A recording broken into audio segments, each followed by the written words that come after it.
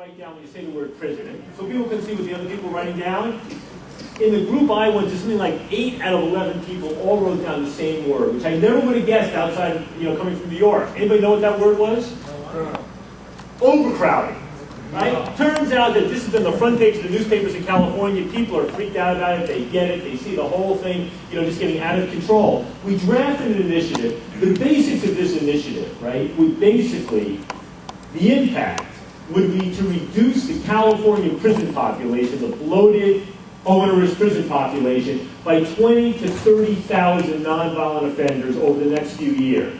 It would shift effectively $1 billion a year from prison and parole to treatment and rehabilitation.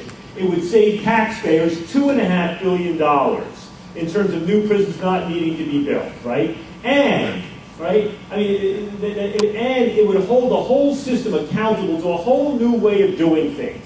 It basically is like we took the best of all the social science evidence on dealing with crime, recidivism, rehabilitation, treatment, blah, blah, blah, the whole bunch, and drafted it in terms of good public policy. We even talked to the prison guards folks because they saw the prison overcrowding was endangering working conditions for prison guards, and because they knew that if Schwarzenegger built new prisons, they would be private prisons, so their guys could not get jobs there. The leadership of the prison guards union actually said we basically like what's in this initiative. So we even had them looking like they were going to stand down. We knew we would create a hornet's nest among law enforcement. Right? And the way all this stuff works is basically when people get busted at the front end, whether for a drug possession charge or a minor nonviolent charge, they get multiple options to be diverted to treatment or rehabilitation.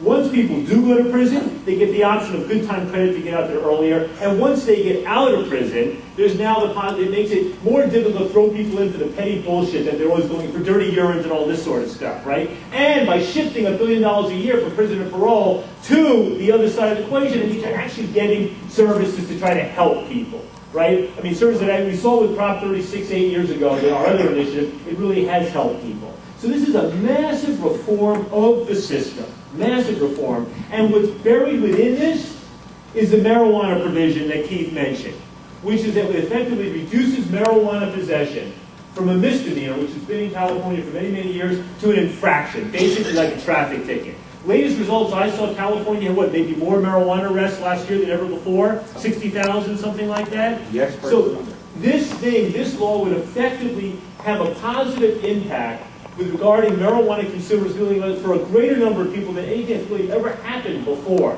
The other thing it does, right, is that it's going to make it significantly more difficult to toss people who are on probation or parole back into jail or prison for a dirty urine or something like that. As you know, most of the people, when the drug czar goes, nobody's in prison or jail for marijuana possession. In fact, huge numbers of people on probation or parole are getting locked back up for this sort of thing.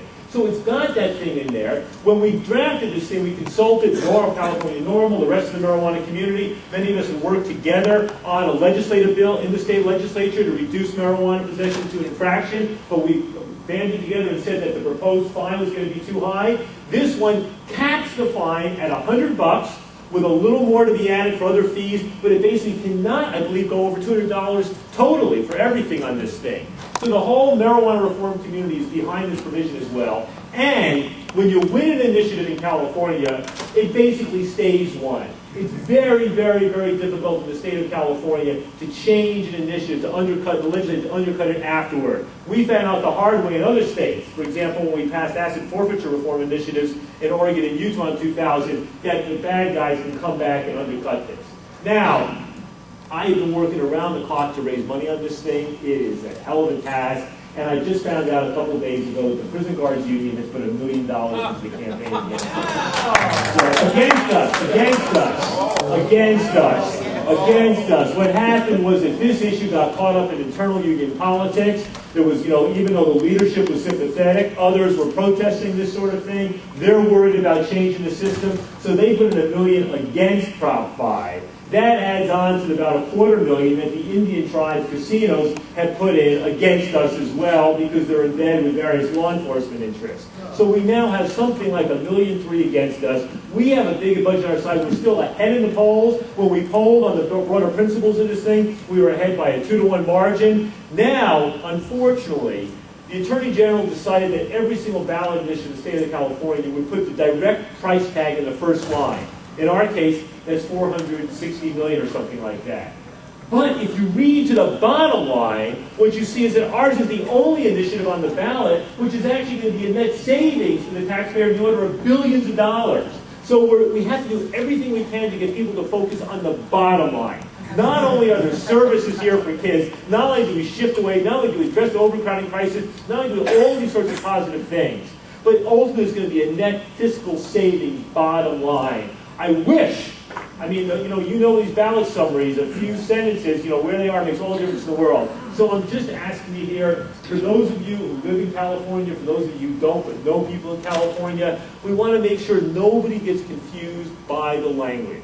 Our expression on this thing is on the ads. I don't know if we're going to use this phrase, but basically so people can sort out all these numbers from one another, just think of, give me 5. Give me 5, drop 5, tell everybody you know to vote for this thing. We got to do it. Vote once, vote twice, vote 5 times, but we got to win this thing, and thank you very much. Thank you.